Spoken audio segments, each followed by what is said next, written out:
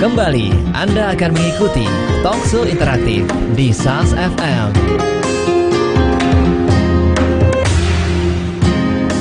Assalamualaikum warahmatullahi wabarakatuh. Langsung sahabat dari lantai dasar Masjid Nasional Al-Akbar Surabaya. Inilah 107,5 SAS FM dan live video streaming kami di sasfmsurabaya.net. Bermanfaat, menghibur, dan tentunya syar'i. Ya, saya senang sekali menjumpai Anda kembali di sini. Mudah-mudahan Anda tidak bosan ya, karena sudah tadi pagi jam 7 Ali. Gitu. Kali ini tetap ya, tapi saya ada narasumbernya. Nah, jadi suaranya tidak hanya saya, tapi ada narasumbernya. Nah, tentu Anda sudah kenal saya Ali Atiga, The Gatekeeper. Juga mungkin Anda sudah kenal juga Ilham Barsha. Kita ada di program Mendidik dengan Hati. Nah, ini agak beda temanya yang belum pernah kita ungkap untuk Anda. Tentu ini penting bagi Anda semuanya yang punya anak-anak yang masih balita, ya, masih kecil begitu. Nah, toilet training bagi anak. Nah, seperti apakah gambarannya? Mengapa sih ini perlu dan manfaatnya apa? Kapan? Bagaimana pula? Nah, telah hadir di sini Ibu Vina Rizky Fitriah, AMD OT. Beliau dari Pusat Psikologi Al-Hikmah Surabaya. Telah hadir di studio 1 SAS FM. Langsung kita sapa beliau. Assalamualaikum, Mbak Vina. Waalaikumsalam warahmatullahi wabarakatuh. Mbak Vina atau Bu Vina ya? Terserah.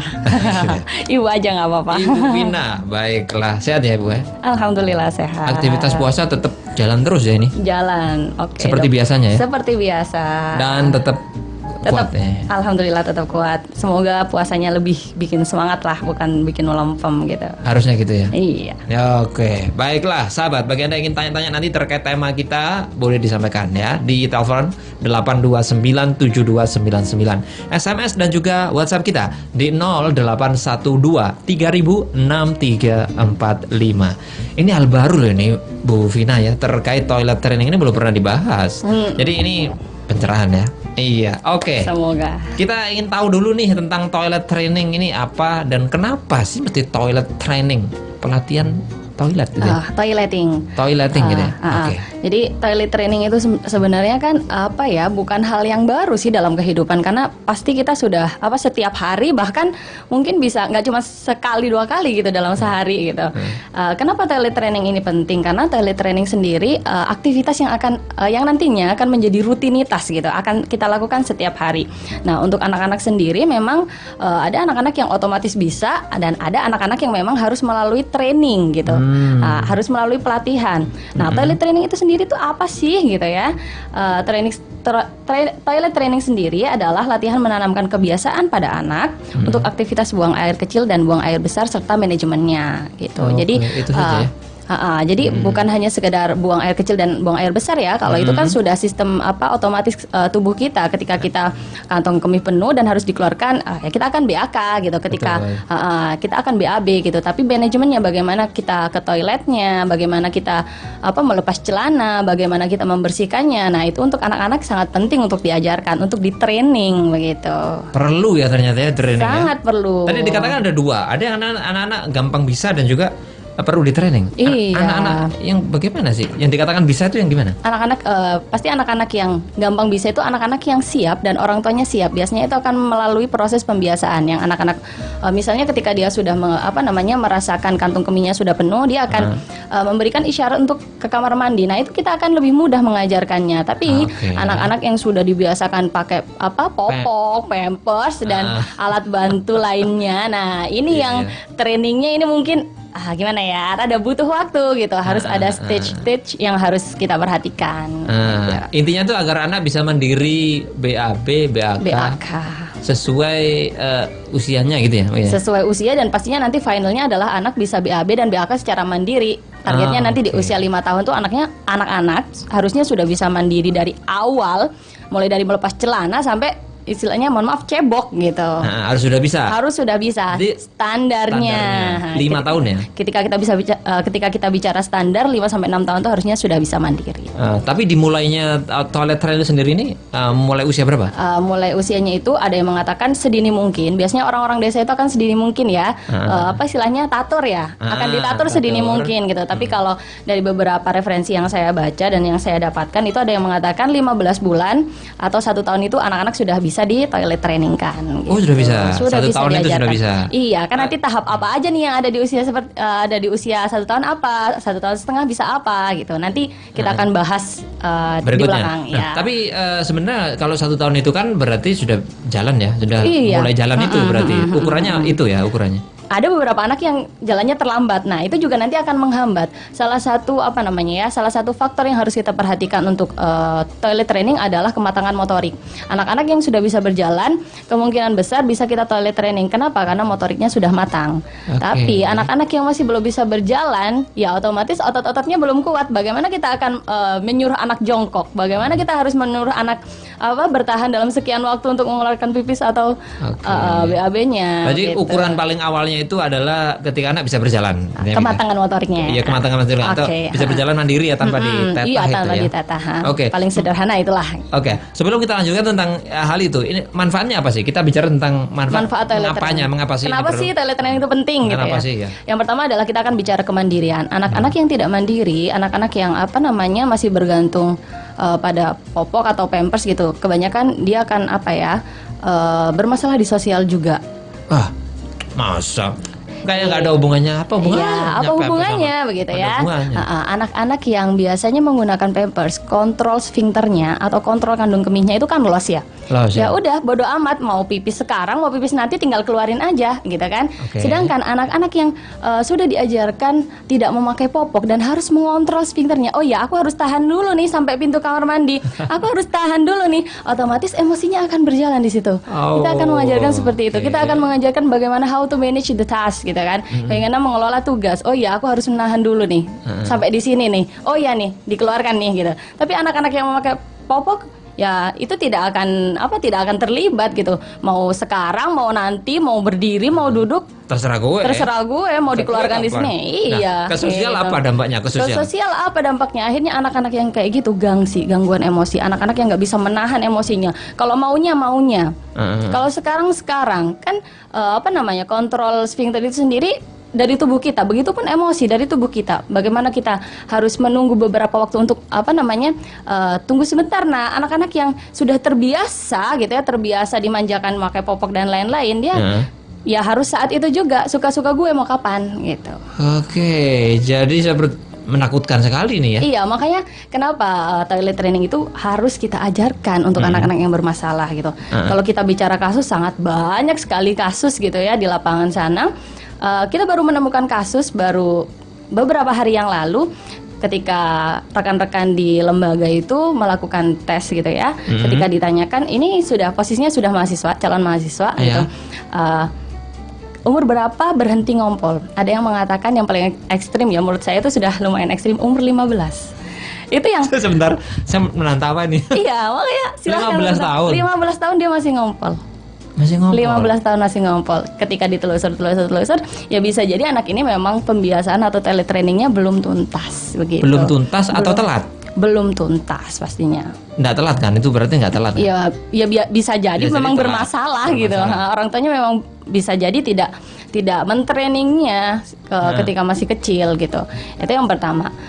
Kasus yang saya tangani sendiri, ada anak yang kelas 2 SD itu tidak mau BAB dan BAK di sekolah, sedangkan sekolahnya full day kan, full day dari jam 7 sampai jam 4 sore. Bayangkan dari jam 7 sampai jam 4 sore dengan membawa bekal segitu banyaknya, dengan minum segitu banyaknya juga, dia harus menahan kencing dan BAB sepanjang itu. Kasihan itu. Akhirnya ada satu kejadian di kelas itu dia istilahnya kebobolan.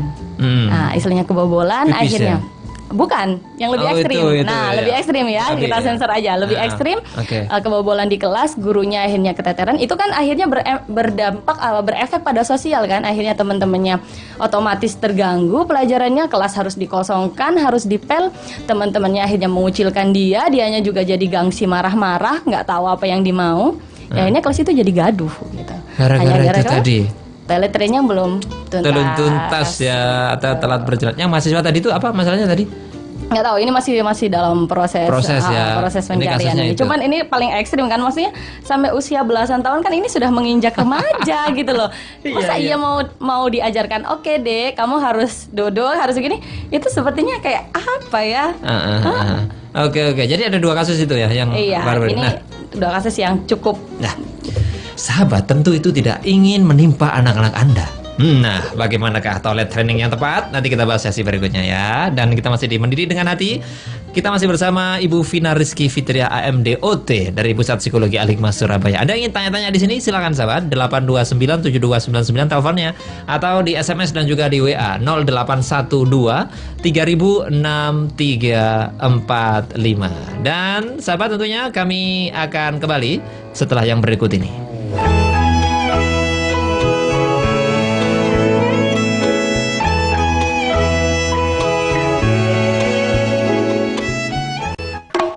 Musik Islami terkini di SAS FM. Menjadi kekasih Allah, ya Rahman, ya Rahim.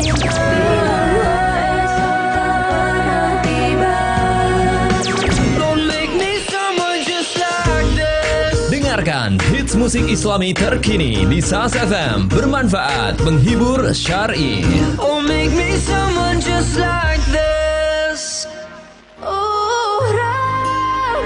Di bulan yang penuh rahmat ini, kami hadirkan Tanya Jawab Sahur Ramadan. Jadi kalau kita puasa itu tidak punya rencana amal, ya kita akhirnya nggak produktif. Sahabat bisa bertanya terkait tema yang kita bahas. Ini hasil korupsi, tapi ini semangat dengan anak yatim. Atau bertanya apa saja terkait bulan Ramadan. Bagaimana kalau menyuntikkan insulin tersebut, apakah batal apa enggak puasanya? Tanya Jawab Sahur Ramadan, Senin sampai Sabtu jam 3 pagi. Acara ini kerjasama SAS FM dengan Yayasan Suara Hati. Ramadan berjuta rahmat di SAS FM.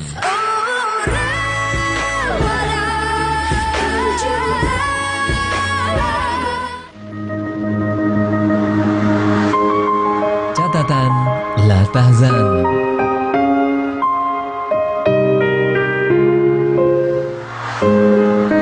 Jangan mengambil keputusan pada saat marah, karena Anda akan menyesal.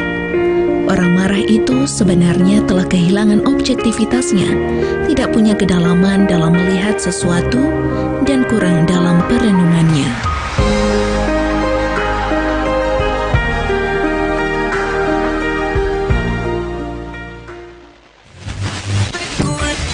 Dahulu, radio hanya bisa didengar. Tapi kini, Radio SAS FM bisa Anda lihat melalui live streaming video kami di www.sasfmsurabaya.net. Anda bisa melihat siaran kami. Lihat dan dengar SAS FM kapanpun, dimanapun. 107,5 SAS FM, bermanfaat, menghibur, syar'i. Baiklah, kita akan gabung bersama Ilham di Gatekeeper untuk sedikit informasi ya. Ilham, silakan. Sahabat, menyambut bulan suci Ramadan 1438 Hijriah, Masjid Nasional Surabaya kembali dengan tema Festival Ramadan 1438 Hijriah, Khusyuk dan Barokah. Di antaranya, sahabat, ada ngaji rutin mulai ba'da subuh sampai dengan tadarus Al-Quran, ada nuzulul Quran, ada takjil, yakni buka puasa bersama untuk 2000 jamaah setiap hari puasa Ramadan yang dimulai pada tanggal 26 Mei hingga 21 Juni. Juga ada syiar dan syair, sahabat, bersama dengan Kiai Haji Imam Hambali dan Noweleto yang ini sudah berlangsung pada 3 Juni lalu. Juga akan ada Kiai Haji Anwar Zahid dan El Kiswah Kampus pada 11 Juni nanti, sahabat. Dan juga ada Kiai Haji Ahmad Muwafiq dari Yogyakarta dan juga Ki Ageng Ganjur featuring Sastro Al-Ngatawi pada 18 Juni 2017. Dan pada 10 hari terakhir, sahabat, ada sholat lail, iktikaf, dan sahur bersama. Dan pada puncaknya, sahabat, yakni menyambut kemenangan Idul Fitri, akan ada takbir beduk akbar dan juga sholat Idul Fitri di Masjid Nasional Al-Akbar Surabaya. Adapun acara khusus muslimah, sahabat, yakni Pondok Ramadan yang dimulai pada tanggal 3 hingga 4 Juni 2017, juga pada tanggal 10 hingga 11 Juni 2017. Juga ada kursus pemahaman Al-Quran, sahabat, pada 13 Juni 2017. Dan juga ada acara khusus Remas yang bisa Anda ikuti, sahabat. Ada Ramadan Camp bagi remaja berusia 16 hingga 20 tahun, mulai tanggal 10 hingga 11 Juni. Serta juga ada bakti sosial yang insya Allah akan diadakan pada tanggal 11 Juni 2017. Dan untuk info lebih lengkap terkait seluruh kegiatan Masjid Al-Akbar Surabaya, sahabat bisa menghubungi Sekretariat Masjid Nasional Al-Akbar Surabaya di 8289755 atau 56. Dan acara ini, sahabat, dipersembahkan oleh Masjid Nasional Al-Akbar Surabaya dan didukung oleh Radio SAS FM. Baik, terima kasih Ilham atas informasinya.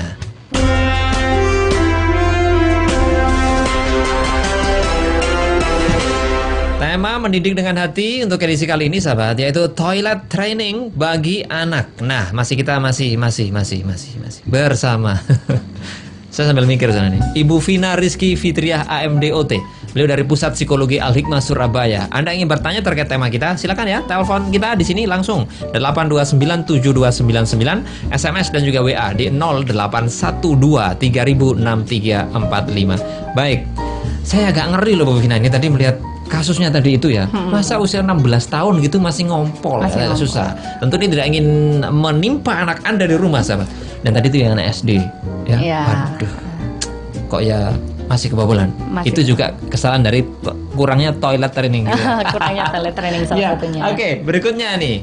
Kita kapan nih kalau kita bicara tentang waktu, kapan dan kesiapannya ini bagaimana nih, kapan? Oke, kalau kita bicara tentang waktu ya, nanti kita paling nggak tadi kan standarnya 1 tahun lah kita bisa mulai melatih gitu ya, melatih untuk toileting gitu.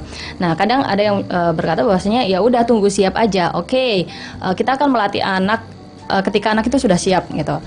Anak dan orang tua sudah siap. Nah, kalau misalnya belum siap nih, anak belum siap, masih belum bisa gitu ya, nggak bisa secara mandiri, kan ada beberapa anak gitu yang memang nggak otomatis langsung ada kesadaran untuk belajar gitu, tapi orang tuanya yang harus istilahnya ngajak gitu. Nah, dikatakan siap nggak siap itu tahun dari mana? Ya, sebentar. Nanti kita akan lanjutkan. Nanti saya akan membahas tentang kesiapannya. Nah, ada beberapa orang tua, anaknya udah siap nih. Anak itu sudah mulai menunjukkan isyarat nonverbal gitu, misalnya kayak megangin celananya atau narik-narik mau ngajak ke toilet. Tapi ada beberapa orang tua yang abai. Nah, ini yang perlu saya garis bawahi pertama kali. Ada orang tua yang tidak siap dan tidak fokus untuk melatih toilet training gitu. Kayak orang tua sibuk, misalnya pergi nih gitu, nggak siap dengan toilet training, nggak mau nganterin, nggak mau berhenti nggak mau ribet gitu, nggak mau ribet, udahlah umur 3 tahun, Allah ini juga masih balita gitu ya, udah pakein aja popok, pakai pampers gitu. Nanti juga sekali pakai dibuang. Kadang kan sekarang orang-orang sekarang itu lebih suka yang instan praktis gitu.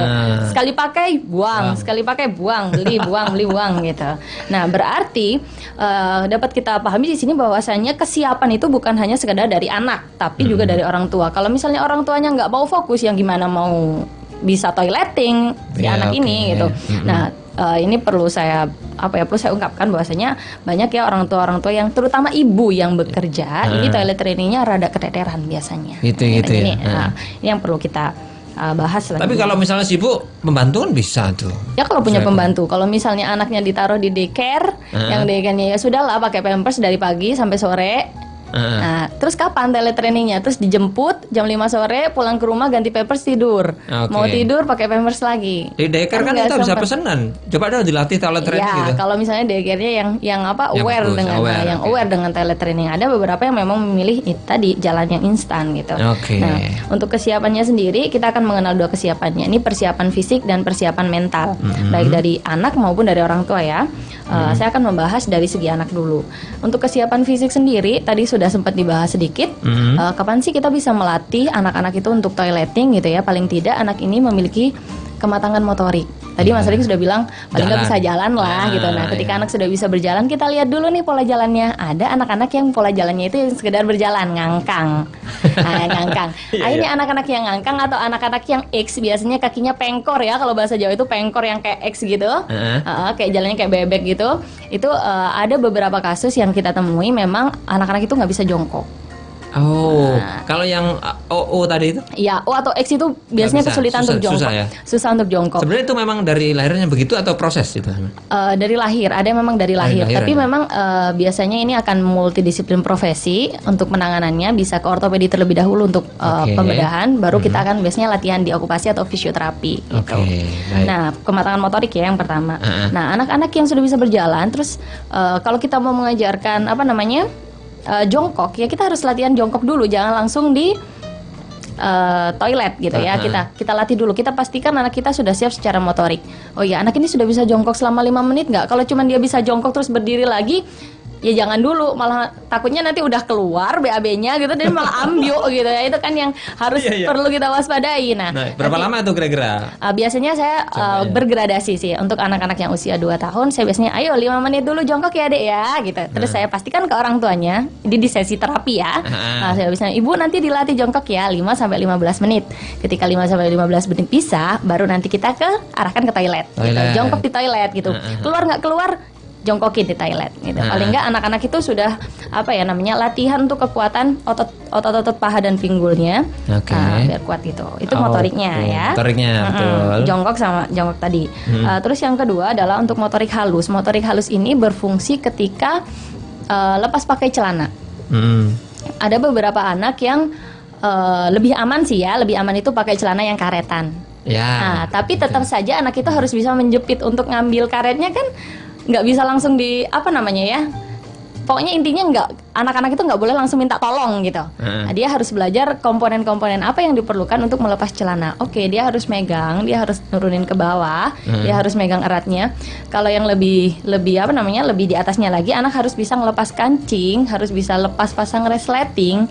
Itu juga harus kita ajarkan. Kita harus perhatikan itu. Kadang Oke, di usia bawah 5 tahun mungkin anak-anak masih bisa didampingi ya, tapi untuk di atas itu kan anak-anak harus dilepas. Kayak sudah masuk TK, anak-anak sudah sendiri dengan kuantitas anak yang sebanyak itu dan gurunya satu, biasanya agak keteteran karena udah mau pipis udah ambior aja di tempat gitu. Nah, itu ketika anak-anak sudah menguasai motorik halusnya sudah bagus, itu akan lebih memudahkan manajemen toilet training. Jadi walaupun masih dibantu kan nggak apa ya terkait melepas nanti kita akan gradasi kan. Oke, yang pertama dibantu dulu gitu. Dibantu dulu mungkin kancingnya yang rada susah, terus lepasnya sendiri gitu, baru ke kamar mandi. Terus selanjutnya ayo dipasang sendiri gitu.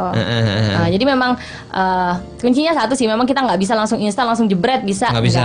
Kita memang harus bertahap. Gradasi. Harus gradual. Istilahnya begitu ya. Nah, itu kalau dari anaknya. Ini dari kesiapan fisik anak.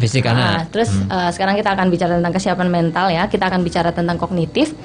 Ketika kita akan mengajarkan tentang toilet training, kita akan pastikan kognitifnya anak dulu gitu. Apakah anak ini paham instruksi atau tidak? Apakah anak ini sudah bisa bicara atau tidak? Nah, ini juga perlu. Nanti kita ajarkan, Dek, jangan lupa lepas celananya dulu kalau kamar mandi. Ternyata anak itu nggak ngerti. Lepas celana itu kayak gimana? Malah dia main atau gimana? Malah lari kemana-mana, malah kececeran pipisnya. Ada kejadian seperti itu karena anak nggak paham instruksi. Betul. Nggak paham instruksi, nggak paham perintah gitu ya. Untuk kasus-kasus seperti ini biasanya kita akan memberikan modeling. Nanti kita akan bahas di belakang bagaimana cara mengajarkan anak-anak yang memiliki kelemahan pemahaman instruksinya rendah gitu, kognitifnya rendah. Nah, terus selanjutnya adalah anak-anak yang gangguan bicara, biasanya kan belum bisa verbal. Nah, nanti kita antisipasi dengan isyarat nonverbal. Isyarat. Iya, isyarat nonverbal. Nah, bisa pakai itu membantu. Nanti kita akan bahas trik-triknya deh untuk anak-anak yang gangguan bicara, untuk anak-anak yang kognitifnya rendah gitu. Itu kesiapan mental dari anak. Terus kalau dari segi orang tua ya itu tadi, orang tua siap dan fokus. Kalau orang tua nggak fokus, masih istilahnya kita ajarkan, kadang gini, orang tua sudah mengajarkan, anak sudah bisa tapi tidak membiasakan, itu ya toilet trainingnya gagal. Karena toilet training itu sendiri ya, toileting itu adalah satu rutinitas kan, satu habitual yang menjadi sebuah kebiasaan. Kalau tidak kita biasakan ke anak-anak ya, anak-anak itu nggak paham apakah aku harus toilet training itu pagi aja atau sore aja. Biasanya kan orang tua ya udah deh di toilet trainingnya waktu malam aja gitu, waktu pulang kerja atau pagi aja setiap bangun tidur. Nah, ketika anak-anak sudah mulai bisa toilet training, sudah diajarkan tapi tidak dibiasakan, biasanya ya hanya di satu waktu dia bisa konsisten. Misalnya sebelum tidur dia pipis, tapi tetap aja nanti waktu tidur ketika kebelet pipis ya dia pipis aja di ngompol gitu, bisa aja di kasur. Nah, itu juga perlu dibiasakan. Identifikasi. Jadi, dibiasakan itu memang harus di semua waktu ya. Di semua waktu. Tidak hanya 24 jam kita harus biasakan. Tidak hanya sebisanya atau Iya, sebisanya orang tua. Bukan sebisanya orang tua. Ya memang itu konsekuensi menjadi orang tua adalah membiasakan anak. Oke, begitulah. Itu kesiapan fisiknya. Kalau mentalnya orang tua apa tuh? Ya tadi itu kesiapan itu mentalnya orang ya. tua fokus. Baik. Terkait waktu juga harus. Terkait waktu juga. Harus ada kesiapan juga. Saya malah sempat memberikan orang tua itu masalah teletraining ya. Jadi ada anak yang usianya 6 tahun tidak bisa teletraining ya. Saya bilang, ibu kalau ibu mau teletrainingnya bisa, coba ibu ambil cuti selama sebulan. Latih dulu deh gitu. Kalau udah beres baru deh tinggal lagi kerja gitu. Tapi memang itu sesuatu yang nggak mudah, apalagi yang udah kerja udah mateng gitu ya. Itu pasti, aduh gimana ya Bu Vina ya gitu. Aduh rasanya berat nih. Oh ya udah deh dicoba. Akhirnya ada beberapa orang tua yang berani mengambil konsekuensi. Oke, aku cuti, aku harus ngurusin anak gitu. Tapi ada beberapa orang tua yang akhirnya memasrahkan ke babysitter atau caregiver dan lain sebagainya. Yang penting anak ini diopeni lah istilahnya begitu. Bagaimana teletrainingnya ini tuntas dan tidak berefek sampai jangka panjang. Masa sih mau masuk SD atau ini lebih seringnya mau masuk SMA gitu ya, masih belum tuntas teletrainingnya, kan nggak lucu gitu. Iya, oke. Tapi kalau diwakili sama pembantu kan enggak masalah ya sebenarnya. Sebenarnya enggak masalah, cuman kan memang kelekatan antara orang tua dan anak itu tidak bisa digantikan dengan pembantu ya, secara emosional. Ketika orang tua ngajarin anak BAB sama BAK kan, kalau saya belum punya anak gitu ya, tapi saya pernah mengajarkan anak itu BAB dan BAK di lembaga gitu. Jadi ketika anak itu BAB atau BAK itu dia akan berpegangan, dia ngerasa aman nggak ya aku ini, dia akan meluk kita. Ketika pelukan itu terjadi, itu akan sangat berbeda ketika hal itu dilakukan oleh pembantu dan orang tua. Beda kalau ibunya. Coba sabar nah, ayo pelan-pelan. Coba ketika kita menyuruh anak itu berkontraksi untuk BAB, itu sangat berbeda ketika pembantu mungkin, ayo mas, sudah bisa, pasti begitu. Tapi kalau ibu mungkin kasih sayangnya itu akan lebih bisa mempengaruhi anak untuk hubungan batinnya juga ada. Hubungan batin. Bisa dibilang kalau sama ibunya langsung bisa cepet gitu. Bisa jadi mempengaruhi itu. Attachmentnya ya, kelekatan itu akan mempengaruhi efektivitas terapi biasanya. Sebentar, tadi namanya orang tua. Tadi kalau dibahasnya ibu-ibu ya, bapak kan bisa atau itu? Bisa, sangat bisa. Bapak kan bisa. Kayak merasa gimana ya?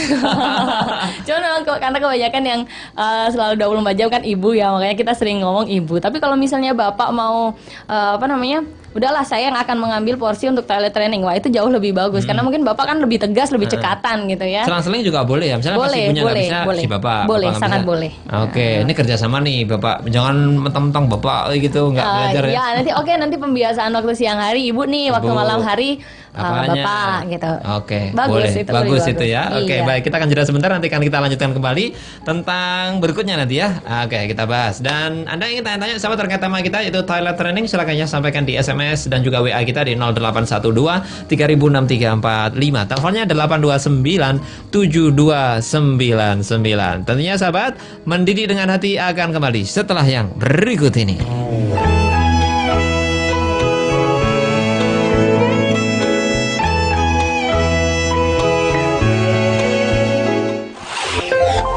Catatan informasi. Berita pertama sahabat dari Jakarta, Jonan minta BPH Migas untuk sukseskan program BBM satu harga. Menteri Energi dan Sumber Daya Mineral sahabat Ignatius Jonan meminta Direktur Bahan Bakar Minyak pada Badan Pengatur Hilir Minyak dan Gas Bumi untuk menyukseskan program BBM satu harga. Menurut Jonan, sahabat, jabatan ini penting untuk kelancaran program tersebut sehingga tidak boleh dibiarkan kosong terlalu lama. Selain itu, sahabat, pengawasan terhadap program juga tidak boleh diabaikan, termasuk subsidi silangnya. Hari ini, sahabat, Jonan melakukan rotasi pejabat tinggi pertama di lingkungan Kementerian ESDM. Jonan mengatakan, pertama pihaknya mengucapkan selamat atas pejabat tinggi eselon 2 yang telah dilantik. Jonan juga meminta sahabat regenerasi kepemimpinan untuk menjadi lebih baik. Berita kedua sahabat dari Jakarta, pemerintah luncurkan beasiswa untuk lebih dari 1.000 dosen. Kementerian Riset Teknologi dan Pendidikan Tinggi sahabat meluncurkan beasiswa dalam negeri yang diperuntukkan bagi para dosen yang mengajar di perguruan tinggi negeri maupun perguruan tinggi swasta. Sebanyak 2 beasiswa sahabat diluncurkan, yakni beasiswa pendidikan pasca sarjana dalam negeri dan beasiswa afirmasi untuk perguruan tinggi negeri baru. Direktur Jenderal Sumber Daya Iptek dan Dikti Kemenristek Dikti sahabat Ali Gufron Mukti mengatakan kuota yang diberikan yakni 1.000 penerima untuk BPPDN dan 150 penerima beasiswa afirmasi PTNP. Beasiswa BPPDN sahabat diperuntukkan bagi dosen yang telah memiliki nomor induk dosen nasional dan nomor induk dosen khusus yang ingin melanjutkan pendidikan ke jenjang doktor. Kemenristek Dikti sahabat juga meluncurkan beasiswa afirmasi yang diperuntukkan bagi dosen tetap pada perguruan tinggi negeri baru yang telah memiliki NIDN atau NUPN dan dosen yang belum memiliki NIDN di lingkungan Kemenristek Dikti. Selain itu sahabat, Kemenristek Dikti juga meluncurkan beasiswa program pendidikan magister menuju doktor untuk sarjana unggul yang diperuntukkan bagi lulusan sarjana yang memenuhi kualifikasi. Berita terakhir sahabat dari Jakarta. Menteri Pertanian percepat target swasembada bawang putih jadi 2019. Menteri Pertanian Amran Sulaiman sahabat mempercepat target swasembada bawang putih yang tadinya akan tercapai pada 2033 menjadi pada 2019. Menurut Amran sahabat, seusai penyampaian laporan hasil pemeriksaan BPK Republik Indonesia di Jakarta hari ini, dimajukannya target swasembada bawang putih adalah sebagai hikmah bergejolaknya harga komoditas pangan belakangan ini. Amran menuturkan, sahabat, untuk mewujudkan target tersebut dibutuhkan sekitar 60.000 hektar lahan. Amran mengatakan, sahabat, selama ini hampir 90% bawang putih masih harus diimpor. Jumlahnya mencapai sekitar 500.000 ton dengan nilai mencapai 20 triliun rupiah. Amran mengatakan, sahabat, pihaknya akan memastikan potensi lahan yang ada, yakni 4 juta hektar tanah tada hujan dan 21 juta hektar bekas rawa-rawa. Amran menjelaskan, sahabat, tanah tada hujan 4 juta hektar yang digunakan bisa 3 kali panen, sedangkan rawa-rawa dengan 21 juta hektar digunakan untuk bangun pabrik gula bersama pihak swasta. Itu tadi sahabat informasi yang diambil dari antaranews.com. 107,5 SAS FM, bermanfaat, menghibur, syar'i. Ya, kita kembali di Mendidik dengan Hati. Tema kita toilet training. Dan kita masih bersama Ibu Vina Rizky Fitria, AMD OT. Beliau dari Pusat Psikologi Al-Hikmah Surabaya. Anda ingin bergabung? Silakan ya. Teleponnya 8297299, SMS dan juga WA di 0812306345. Kalau emang kita sudah bisa jelas gitu ya. Kita senang sekali kalau Anda mendengarkan sambil manggut-manggut. Oh iya ya gitu-gitu ya. Praktekkan Bu ya, Bapak mendengarkan enggak ya kira-kira ya? Bekerja mungkin ya Bapak ya. Oke, Ibu-ibu barangkali ya. Bagi anak-anaknya langsung dipraktekkan, boleh begitu ya. Nah, kalau Anda muncul pertanyaan langsung tanya ke sama Bu Vina di sini. Mumpung ada di sini gitu ya. Kalau di luar sini itu udah beda gitu ya. Beda apanya ya beda. Kalau di sini ya itu free. Oke, baik. Baik, kita ke perkembangan anak berikutnya sesuai usianya. Ya. Standarnya bagaimana? Nah, kan gitu. Atau istilahnya itu apa? Milestone itu. Ya. Itu kata Maduranya ya. Milestone. Ya. Dari bahasa Atang Berantah ya. Baik. Kalau kita bicara tentang perkembangan anak sesuai usia ya, biasanya orang tua itu kan akan bertanya usia berapa nih harus melatih ini, usia berapa harus melatih ini, anakku usia begini, usia segini harus bisa apa gitu. Kita akan bicara tentang milestone. Milestone sendiri adalah perkembangan yang harus dicapai seorang anak sesuai dengan usianya. Nah, untuk milestone toilet training sendiri kita akan mulai dari usia 15 bulan ya, 15 sampai 18 bulan itu kita akan mulai mengajarkan tentang identifikasi celana basah. Jadi memang di sini kita sengaja untuk membasahi celana agar anak ini mau ke toilet. Yeah. Nah, jadi kita bisa menyiram atau kita bisa kasih air, kita semprot gitu. Dia celananya basah hanya untuk mengidentifikasi. Ini hanya untuk sensitivitas taktil ya, istilah kerennya gitu. Agar anak ini tahu ke kulitnya ini agar tahu gitu. Oh, ini basah loh, basah itu nggak enak. Kamu harus lepas celana begitu. Oh. Jadi nggak langsung kita harus Kalau mau pipis langsung bawa, oke kamu cebok sendiri, tidak. Tapi ini tahapan-tahapan yang harus dilalui dengan sabar. Berarti, jadi itu celana yang dipakai dia. Celana yang dipakai. Celana atau pakaian yang dipakai dia. Iya, Jadi celana kita yang basahi dipakai. gitu sedikit. Iya. Diam-diam gitu ya di belakang dia gitu. Oh basah. Lo basah, ayo kita ke kamar mandi ya. Kita pernah kayak gitu tuh anaknya memang kebingungan. Terus dia baru nyadar. Dia mungkin nggak ngerasa, kulitnya belum merasa basah. Dia hanya toleh gitu. Terus akhirnya dilihat celananya baru dipegang. Basah? Iya basah. Kita ke kamar mandi yuk, kita lepas celananya, kita ganti gitu. Itu terus menerus sampai kapan? Sampai anak itu, dia ini apa? Basah. Sampai dia tahu bahwasanya itu basah dan Itu dia basah, oke. apa ya, istilah awareness tubuhnya udah ngerasa nggak enak nih. Dia otomatis akan langsung bilang basah atau enggak dia akan langsung lepas celananya. Oh. Gitu. oke. Kita hanya untuk pengenalan itu basah loh. Pengenalan basahnya. Pengenalan basahnya.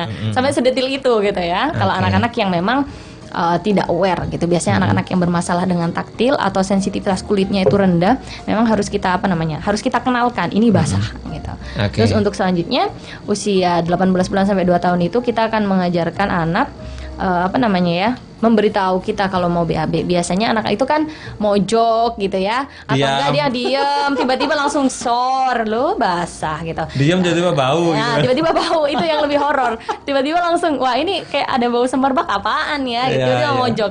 Kebanyakan anak-anak itu akan mojok biasanya. Iya, iya. Yang pertama mojok itu adalah tempat Sebentar. yang nyaman. Kalau mojok itu ada alasan nggak sih kenapa anak kamu mojok? Iya, kenapa? Saya pernah kita menganalisa ya, karena saya berkali-kali anak itu muntah, mojok itu selalu di pojokan. Yang pertama adalah pojokan itu adalah isyarat bahwasanya anak itu takut. Yang kedua adalah pojokan mengisyaratkan, bukan mengisyaratkan ya. Pojokan itu adalah tempat yang enak. Biasanya orang yang apa gitu ya kan sukanya mojok-mojok. Begitupun anak gitu. Jadi Iya, jangan iya. salahkan orang-orang yang suka mojok, karena memang dari kecil itu sudah bisa kita ketahui siklusnya gitu. Oh iya, anak yang cari aman gitu, dia akan mojok. Oke. Nah, dia akan mojok, tiba-tiba udah luber atau enggak udah bau gitu. Nah, kita bilang di situ. Kalau misalnya udah kelewatan lah ya misalnya gitu. Dek bilang pipis. Nah, kita ajarkan pipis atau gitu. Itu paling mudah untuk mengajarkan anak. Jadi anak Oke. sudah mulai kita ajarkan how to say, mengatakan ke orang tua atau orang lain kalau kamu tuh sedang begini loh, sedang BAB dan PAK, kamu butuh bantuan gitu. Di tahap ini anak masih perlu bantuan jelas ya. Oke. Usia 2 tahun ini. Selanjutnya 2 sampai 25 tahun kita sudah ajarkan anak bahwasanya sebelum ke kamar mandi anak harus bilang dulu. Ini sebelum keduluan ya. Anak usia 2,5 tahun tuh anak sudah harus bisa bilang. Jadi mau pipis, bukan udah pipis tapi sudah ambyur di tempat, tapi sebelum pipis. Harusnya sudah bisa bilang. Harus sudah bisa bilang. Pipis gitu. Pipis. Atau biasanya anak yang belum bisa bicara, anak akan tunjuk-tunjuk. Tunjuk-tunjuk kamar mandi, entah tunjuk apa kemaluannya atau tunjuk celananya. Oh, oke. Nah, anak-anak yang bermasalah dengan verbal ya. Verbalnya, betul. Nah, terus anak-anak usia 2 sampai 2,5 tahun ini sudah kita bisa sudah bisa dilakukan pembiasaan. Pembiasaan ini sendiri biasanya begini. Pagi anak pipis nggak pipis harus ke kamar mandi. Gitu. Rutin jamnya Rutin, pas. rutin jamnya. Jadi ya nggak harus jam 6 tap gitu, nggak. Pokoknya pagi. Misalnya bangun tidur, anak harus ke kamar mandi. Pipis nggak pipis harus ke kamar mandi. Terus malam mau tidur, pipis nggak pipis, anak harus ke kamar mandi. Itu maksudnya apa? Untuk pembiasaan. Pembiasaan. Anak-anak segini kan sudah mengerti instruksi harusnya. Gitu. Jadi proses pembiasaan sudah bisa mulai dilakukan. Untuk meringankan nantinya ya. 2,5 tahun itu ya? 2,5 tahun anak sudah bisa. Oke, dari 2,5 tahun sampai usia 3 tahun kita sudah mulai rada rumit nih, sudah mulai banyak tugas orang tua. Anak sudah harus bisa mengontrol BAB atau BAK sendiri. Jadi ketika BAB BAK bisa jadi anak-anak usia segini sudah bisa ke kamar mandi, cuman ya masih kececeran gitu, masih belum bisa cebok sendiri, apalagi pakai gayung ya. Itu masih kita kasih bantuan. Ya, kasih bantuan sedikit gitu. Sudah bisa pergi ke toilet sendiri. Dan yang paling penting di sini adalah usia 3 tahun harusnya kematangan motorik halusnya sudah mulai ada. Anak sudah bisa melepas celana sendiri, sudah bisa melepas kancing kecil biasanya. Nah, kalau di celana levis atau celana jeans ya itu jarang sih kancing kecil, biasanya kancingnya kayak besi, besar. Nah, itu harusnya lebih mudah untuk melepas celana ya. Terus usia 3 sampai 4 tahun, nah ini sudah mulai kemandirian nih. Anak-anak sudah bisa mulai mengontrol BAB atau BAK pada malam hari. Misalnya anak-anak yang sebelum tidur harus minum susu. Biasanya tengah malam itu anak-anak akan kebelet pipis. Nah, entah anak-anak itu yang pinter biasanya bangunin mamanya, yang tidur sekamar kita akan bangunin, atau ketok-ketok pintu mamanya misalnya kalau nggak ini, atau anak-anak itu sudah mulai bisa ke kamar mandi, inisiasi kamar mandi sendiri untuk anak-anak yang berani biasanya. Dia sudah mulai kamar mandi sendiri. Ibaratnya di sini bukan sekedar kesadaran kesadaran kognisi ya, anak pintar atau anak bisa bilang ke orang lain bahwasanya dia mau pipis, tapi sudah kesadaran tubuhnya, alarm tubuhnya sudah mulai bisa bilang, oke, ini malam tapi aku mau pipis, aku harus tetap ke kamar mandi. Anak usia 4 tahun itu sudah paham. Terus anak usia 4 tahun biasanya itu saya selalu sedia gayung kecil di tempat latihan toilet training itu. Kita mulai ajarkan anak untuk membersihkan tubuhnya pasca BAB atau BAK. Sudah bisa. Ya, sudah mulai diajarkan. Nah, usia, karena kita targetnya adalah usia 5 tahun anak sudah bisa. Sudah bisa mandiri. Sudah bisa mandiri. Kamar mandi sendiri. Iya, karena sekarang itu kan anak usia 4 sampai 5 tahun itu sudah masuk sekolah. Ya. Nah, bagaimana kalau nanti di sekolah terus di kelas gitu ya? Kalau anak belum bisa mandiri di sini, ya itu kembali lagi kasus yang kayak tadi. Iya. Kita kebobolan sebagai gurunya. Tapi gampang-gampang aja kan orang tua tetap pampers waktu sekolah itu. Ada orang tua yang tetap makain pampers untuk cari aman. Nah, itu nanti yang akan pengaruh di dewasanya. Iya, pengaruh di dewasa. Dan biasanya anak-anak yang kebiasaan dengan pampers itu ya agak sulit untuk melepas pampersnya, akhirnya emosinya meledak-ledak gitu. Yang kamu harus pipis, misalnya kamu kalau kebalu pipis harus kamar mandi, ya nggak mau, udah nyaman di pampers, nggak mau dilepas pampersnya. Oke, itu tadi milestone-nya ya. Jangan betul. sampai telat ya. Biasanya kita akan kasih bendera merah ya kalau usia segini belum bisa itu gitu. Apakah ini dari anaknya atau dari orang tuanya? Loh, usia segini kan masih belum bisa mandiri nih. Bu, 6 tahun belum bisa mandiri. Nah, ini perlu penanganan nih. Perlu penanganan nih. Apa orang tuanya harus diperbaikin atau anaknya nih? Nah, itu dia. Berarti itu istilah bisa menghubungi Bu Winat. Gitu. Betul sekali. Baiklah, kita akan jeda sebentar. Nanti akan kita lanjutkan kembali tentang toilet training ya. Bagi Anda yang bertanya 8297299 SMS dan juga WA di 0812306345. Baik sahabat, tentunya kami akan kembali setelah yang berikut ini.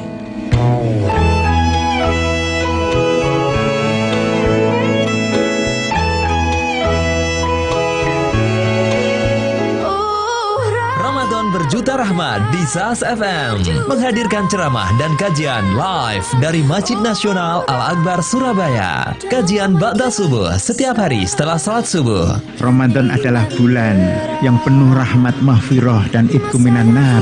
Datang kita terima di tempat yang sangat luas, yaitu di dalam hati kita ini. Kajian Ba'da Duhur setiap hari selama Ramadan setelah salat duhur. Tapi insya Allah puasa, bekerja, dan terus melakukan aktivitas, insya Allah kita akan mendapatkan pahala yang semakin berlipat ganda. Kajian Kitab Riyadhus Shalihin setiap hari selama Ramadan jam 4:30 sore. Ketika kita di bulan Ramadan, ya biasanya kita ini witir sebelum tidur.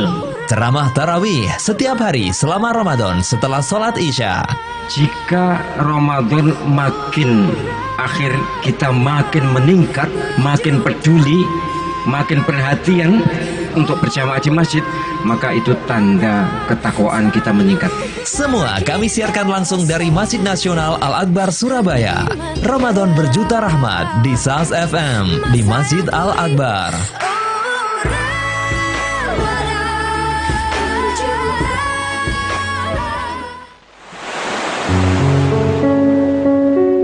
Mutiara Hadis SAS FM. Dituturkan dari Aisyah radhiyallahu anha berkata, Rasulullah Shallallahu alaihi wasallam sangat memperhatikan untuk mendahulukan anggota sebelah kanan dalam segala hal, seperti bersuci, menyisir rambut, dan memakai sandal. Terjemah hadis riwayat Al-Bukhari dan Muslim.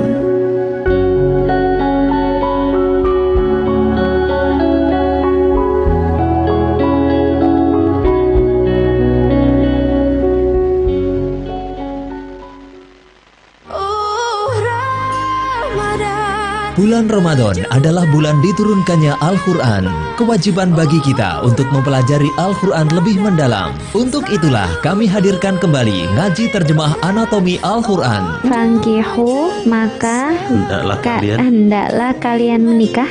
Hunna, mereka. Bersama Ustadz Masudi Thohir dari LPPIQ Surabaya. Surah An-Nisa ya, surat istimewa tentunya buat kaum wanita.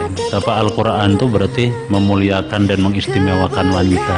Ngaji terjemah anatomi Al-Quran kami putar setiap hari jam 9 malam selama bulan Ramadan. Ramadan berjuta rahmat di SAS FM.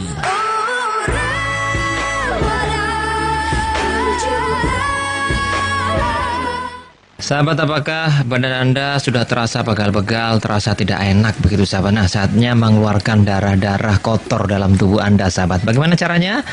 Dengan berbekam atau hijamah. Nah, mungkin Anda bertanya lagi sahabat, di mana ya kira-kira tempat hijamah atau bekam yang baik? Nah, di Masjid Nasional Al-Akbar saja sahabat. Karena di Masjid Al-Akbar ini ada Tibun Nabawi ya.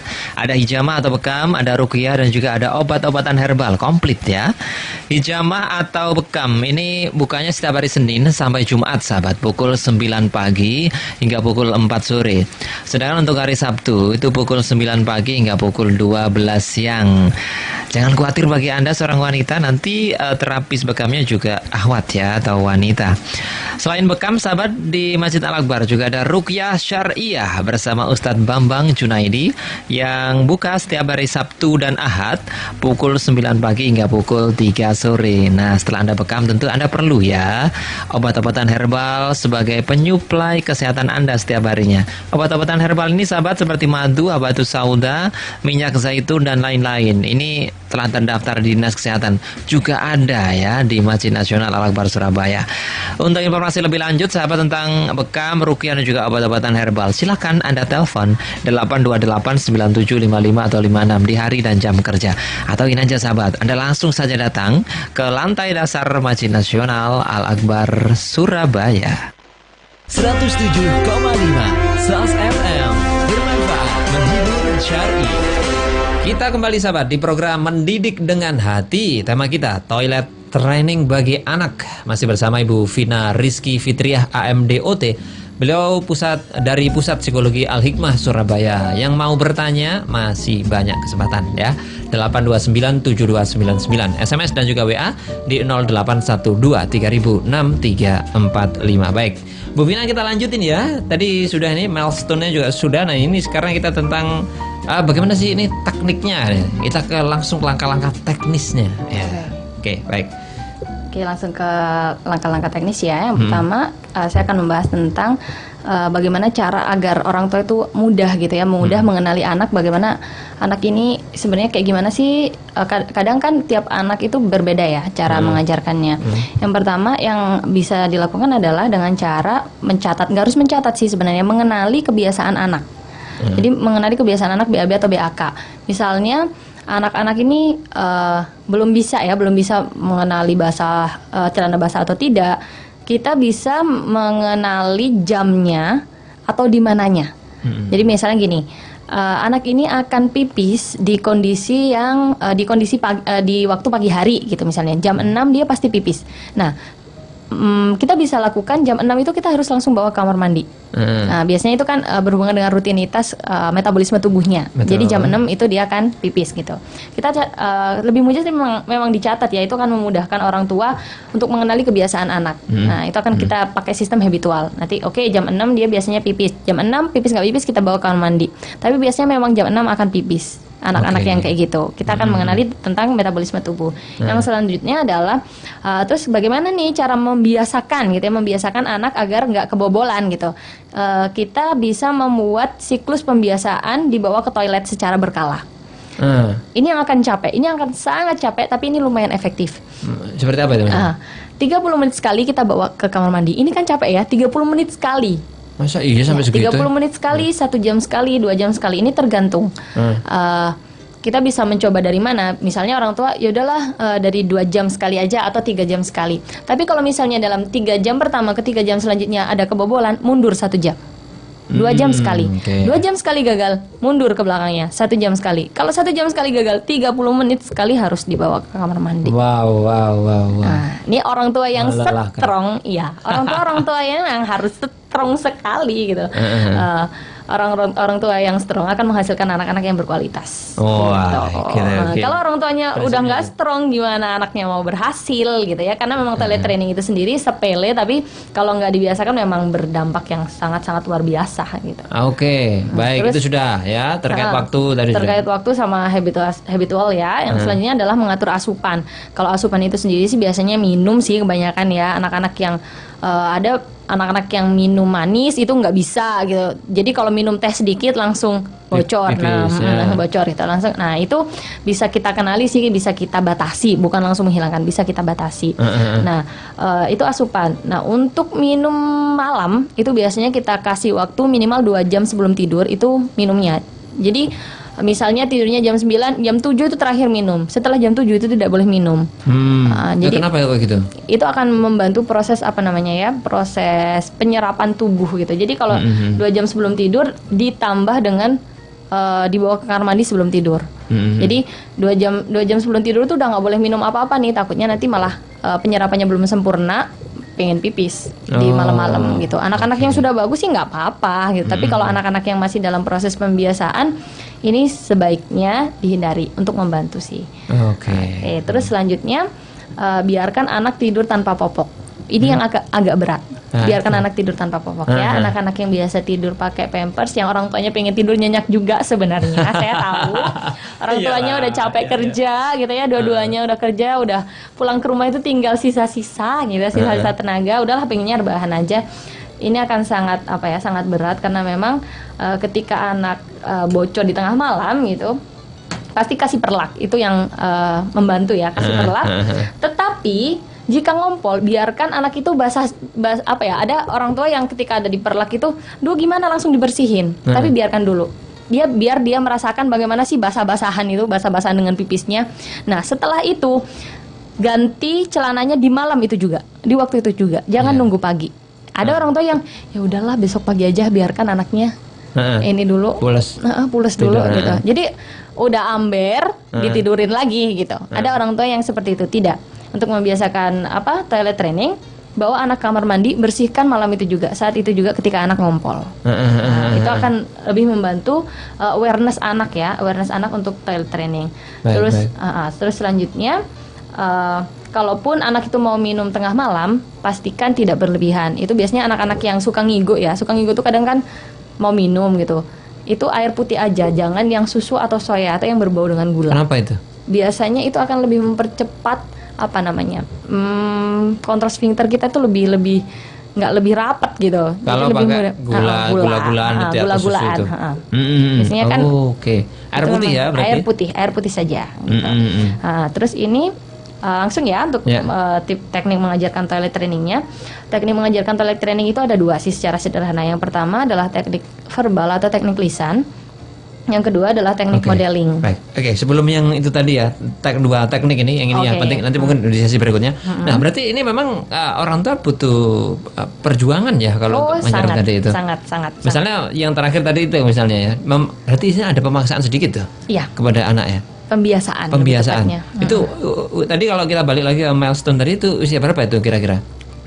Tergantung mencatat kebiasaan. Tergantung perkembangannya tadi ya. Tergantung perkembangannya. Kita sesuaikan usia. Anak usia 2-5 tahun kan harusnya sudah bisa mengontrol. Dia harusnya udah bilang, ya kita bangunin. Kalau misalnya mau pipis gitu, kan dia udah nggak pakai popok, udah nggak pakai pampers ya. Ayo bangun, ayo ke kamar mandi. Itu sudah bisa usia 2-3 tahun. Oke, harusnya begitu. Iya. Oke, baik, kita akan jeda sebentar ya. Lagi-lagi ini ada sedikit pemaksaan memang ya, dan perjuangan ya dari orang tua. Orang tuanya harus kuat. Harus kuat. Baiklah, kita akan jeda sebentar, nanti kita lanjutkan kembali sahabat. Kita akan jeda pukul 2 dulu ya. Baik. Dan kita masih di toilet training, temanya di mendidik dengan hati, temanya toilet training ya. Baik, bagi Anda yang bergabung, teleponnya 8297299, SMS dan juga WA kita di 0812306345. Kami akan kembali sahabat, tentunya setelah yang berikut ini. Radio SAS FM menunjukkan pukul 2 siang.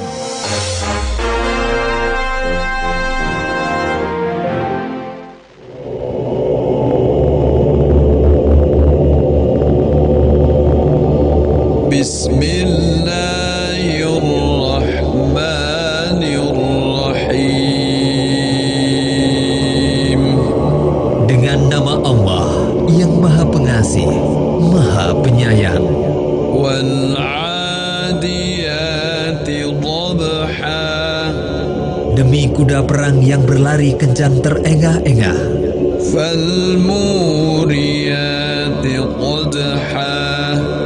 Dan kuda yang memercikkan bunga api dengan pukulan kuku kakinya.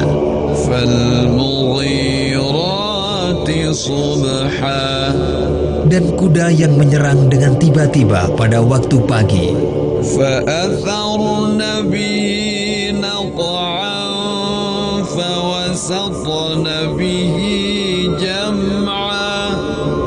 Sehingga menerbangkan debu, lalu menyerbu ke tengah-tengah kumpulan musuh. Innal insana li rabbihi lakanud. Sungguh manusia itu sangat ingkar, tidak bersyukur kepada Tuhannya. Wa innahu ala dzalika lasyahid. Dan sesungguhnya dia manusia menyaksikan mengakui keingkarannya. Wa innahu lihubbil khairi lasyadid. Dan sesungguhnya cintanya kepada harta benar-benar berlebihan. Afala ya'lamu idza bu'thira ma fil qubur. Maka tidakkah dia mengetahui apabila apa yang di dalam kubur dikeluarkan? Wa hussila ma fis sudur. Dan apa yang tersimpan di dalam dada dilahirkan. Inna rabbahum bihim yawma idzin lakhabir. Sungguh Tuhan mereka pada hari itu maha teliti terhadap keadaan mereka.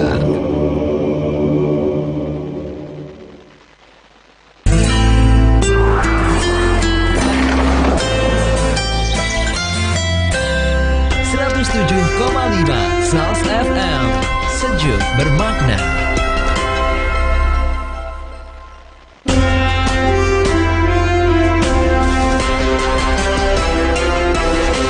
Ya, sahabat, sesi terakhir di Mendidik dengan Hati. Tema kita toilet training. Nah, kita masih bersama Ibu Vina Rizky Fitriah AMDOT. Beliau dari Pusat Psikologi Al-Hikmah Surabaya. Ada sedikit kesempatan bagi Anda yang ingin bertanya. 8297299 SMS dan WA 0812306345. Ya, kita langsung nih, tadi sempat mau dibahas tapi saya tahan dulu. Ya, terkait teknik mengajarkan toilet pada anak ya, toilet training. Ada dua tadi yang sempat disebutkan oleh Bu Vina, yaitu teknik lisan dan juga modeling. Oke, kita bahas satu persatu nih. Bagaimana Mbak Vina? Oke, kalau untuk teknik lisan itu sendiri, ini biasanya untuk anak-anak yang sudah level kognitifnya sudah bagus, anak-anak yang sudah paham instruksi gitu ya. Biasanya kita tinggal langkah-langkah untuk buang air kecil atau buang air besar. Yang pertama adalah lepas celana, gitu. Kita tinggal ngasih instruksi aja. Ini enak banget untuk anak-anak yang pintar. Itu sangat orang tua tidak membutuhkan energi yang besar. Gitu. Kita tinggal kasih tahu tahapannya. Ada yang pertama adalah lepas celana, habis itu turunkan celana, terus habis itu adik ke kamar mandi, pipis, habis itu ambil air, terus dibasuh, terus pakai celananya lagi. Nah, kayak gitu. Itu ya instruksi lisan seperti biasa. Nah, untuk teknik modeling sendiri ini yang kita akan bahas lebih detail ya. Untuk teknik modeling sendiri ada yang memang pemberian contoh secara langsung. Jadi kita akan ke toilet, kita juga akan duduk. Jadi otomatis ini akan membutuhkan dua toilet. Nah, ini akan saya kasih tahu. Salah satunya bisa pakai potty chair namanya. Potty chair. Jadi kursi untuk BAW Baka. Itu bisa buat sendiri atau bisa lihat di Google, itu banyak. Untuk kursi bantuan lah untuk anak-anak yang sedang belajar toilet training. Jadi memang kursinya itu ada lucu-lucu gitu sih, memang ada boneka-bonekanya gitu. Jadi membuat anak itu semakin semangat gitu. Bisa dicek aja potty chair. Nah, itu nanti kita akan duduk di kalau misalnya kursinya klosetnya duduk atau jongkok, ya kita kita tirukan langsung ke anak itu bagaimana cara jongkok, bagaimana. Nah, ini yang perlu kita pahami adalah ketika kita mengajarkan anak secara langsung lepas celana. Nah, itu kita tidak melepas celananya, tapi kita kasih instruksi, tapi langsung celana anak yang kita buka, bukan celana kita loh ya. Nah, itu yang perlu Ibu kan nanti kalau modeling kita ngasih tahu, masa iya kita harus lepas celana juga? Tidak, tapi kita akan terjun langsung ke celana anak. Begini deh cara bukanya. Kita langsung langsung berikan contoh, bukan berikan contoh, langsung kita bantu untuk melepas kancing, untuk menurunkan celana. Itu teknik modeling yang pertama. Untuk yang kedua adalah teknik modeling yang kedua, kita bisa menggunakan gambar. Ini lebih enak biasanya. Gambar itu nanti ada tahapan kayak peraga gitu. Kayak peraga gitu ada berapa gambar. Yang pertama apa anak ngelakuin gitu. Yang kedua apa anak ngelakuin. Jadi kita hanya sebagai supervisor aja. Oh begini loh caranya yang benar itu. Misalnya kan lepas celana harus kiri dulu. Nah hanya di bagian situ-situ aja sih kita. Tapi anak-anak tetap mencontoh gambar tadi. Baik, kalau model misalnya jaraknya kakaknya misalnya ada kakaknya yang sudah mandiri gitu. Itu apakah bisa juga? Boleh kalau sama laki-laki ya. Laki-laki sama laki-laki harus sejenis. Kalau laki sama perempuan nanti kurang baik sih gitu. Jadi kalau bisa kalau misalnya anaknya laki-laki memang bapak yang harusnya terjun ya, harusnya langsung turun langsung itu bapak gitu. Jadi kalau misalnya tadi Mas Arik nanya bapak boleh nggak boleh, kalau anaknya laki-laki bapak akan lebih baik. Oke. Baik, jadi seperti itu ya untuk modelingnya dan juga itu aja ya. Kemudian terkait anak-anak yang mungkin tadi sempat disinggung ya tentang yang berkebutuhan khusus atau misalnya yang ya mungkin dari lahir memang seperti itu. Ya. Misalnya kayak kaki yang tadi itu ya, kan sulit jongkok. Nah, kayak gitu-gitu penanganannya bagaimana? Untuk anak-anak special needs sendiri saya ini mengklasifikasikan secara sederhana gitu ya. Secara sederhana itu ada 3. Yang pertama adalah anak-anak dengan gangguan bicara. Ini akan berhubungan sama verbalnya ya. Betul. Nggak bisa. Anak kan nggak bisa mengungkapkan gitu. Nah itu gimana? Terus yang kedua adalah anak-anak yang dengan kognitif rendah, nggak paham instruksi. Nah ini gimana caranya? Terus selanjutnya adalah anak-anak yang dengan permasalahan motorik, yang kayak tadi Mas Arik bilang, yang kakinya dari lahir begitu. Yang pertama saya akan membahas tentang anak-anak dengan gangguan bicara ya, anak-anak yang belum bisa bicara atau delay speech gitu. Anak-anak ini biasanya kita ajarkan isyarat nonverbal, entah itu menunjukkan misalnya pipis gitu, meskipun suaranya cuman tapi dia megang celana, kita harus pahami bahwasanya itu pipis. Nah, kita alihkan ke isyarat nonverbal. Kita harus isyarat nonverbal kita harus ajarkan. Nah, ini bisa juga dengan pembiasaan. Memang pembiasaan itu lebih enak. Nah, terus yang kedua, anak-anak yang dengan pemahaman yang minim itu gunakan imitasi secara langsung atau modeling tadi. Untuk mengajarkan modeling ya. Tepatnya modeling. Karena secara pikiran dia lama paham. Gitu. Mungkin ketika kita bilang lepas celana, tek 10 menit kemudian ini apa ya? Paham. Itu kelamaan, keburu ambiur di tempat gitu. Selanjutnya adalah untuk anak-anak dengan kelemahan motorik. Misalnya untuk anak-anaknya yang genuvagus atau genuvarum ya, kaki O atau kaki X, itu biasanya memang harus dimatangkan secara motorik dulu. Anak-anak harus dilatih melompat, anak-anak harus dilatih jongkok. Tapi kalau misalnya anak ini sudah besar tapi baru ketahuan, saya baru dapat klien kemarin umur 9 tahun atau 8 tahun, baru terapi ke saya, sedangkan usianya sudah begitu nggak bisa jongkok. Nah itu gimana nanti? Masa sih? Ya, jadi nggak bisa itu jongkok. Itu memang dari lahirnya? Iya, dari lahir. Anak-anak dengan kelainan dari lahir, jadi dia sepanjang usia itu dia harus sama bapaknya. Jadi benar-benar dibantu sama bapaknya. Nah, jadi kalau semisal anak seperti itu ya dari lahir, memang sudah kita ketahui gitu masih balita, itu sebenarnya bisa dilatih tidak sih? Apanya nih? Jongkoknya bisa. Penguatan ototnya bisa. Bisa ya dilatih. Bisa dilatih. Tapi kalau dibiarin ya memang sampai dewasa gitu. Iya, sampai dewasa ya nggak bisa gitu. Makanya kalau mau penanganan lebih bagus ya ke ortopedi dulu kalau mau benerin tulangnya. Mau lurusin tulangnya lah istilahnya biar cantik gitu, ke ortopedi. Itu lebih dini, harusnya lebih dini. Balita gitu ya. Iya, kan kasihan nanti anak sudah bisa berjalan tapi kakinya pengkor, itu kan ibaratnya mau jadi model ya nggak bisa, orang miring-miring jalannya gitu. Nah, itu penguatan ototnya perlu. Tapi sebelum penguatan penguatan otot dilakukan, kita bisa menggunakan modifikasi cara atau modifikasi lingkungan. Anak-anak yang nggak bisa jongkok, kita bisa alihkan ke toilet duduk. Jadi nggak usah toilet jongkok. Tapi memang toilet jongkok itu kan sangat membantu ketika kontraksi ya. Ketika kita mau BAB itu sangat membantu gitu. Jadi anak-anak tuh nggak perlu yang sampai ngeden kuat gitu. Tapi dia sudah. Tapi kalau memang toilet duduk, kita harus mengajarkan kontraksi itu juga. Gitu. Jadi ya ada plus minusnya sih modifikasi cara dan modifikasi lingkungan ini sendiri. Itu ya. Iya. Jadi sudah kita bahas tekniknya juga sudah, semua hal tentang toilet training juga sudah kita bahas. Jadi sampai di sini perjumpaan kita. Terima Semoga kasih. bermanfaat ya. Insya Allah bermanfaat ini Bu Vina ya. Terima kasih telah berbagi pengetahuannya di sini. Mudah-mudahan nanti sahabat SFM semuanya ya, anak-anaknya bisa bagus semua, bisa mengontrol diri terkait belajar toilet training ini. Baik, terima kasih ya Bu Vina ya. Sama-sama. Ya, tetap semangat. Baik, terima kasih. Assalamualaikum. Waalaikumsalam warahmatullahi. Demikian sahabat penyiaran kami di program Mendidik dengan Hati. Tadi kita bersama Ibu Vina Rizky Fitriah AMDOT. Beliau dari Pusat Psikologi Al-Hikmah Surabaya. Sahabat, masalah anak-anak kita itu begitu kompleks ya. Tadi toilet training salah satunya. Oleh karena itu, mungkin ada pendengar SAS FM, Anda semuanya yang ingin konsultasi lebih lanjut, silakan menghubungi tim Pusat Psikologi Al-Hikmah Surabaya di Jalan Gayung Sari 4 nomor 21. Teleponnya bisa dicatat sahabat, 8299 092. Sekali lagi teleponnya 8299 092. Terima kasih Anda telah bersama kami. Mudah-mudahan manfaatnya banyak. Dan saya Alik Atiga, di Gatekeeper Ilham Barsyah. Assalamualaikum warahmatullahi wabarakatuh.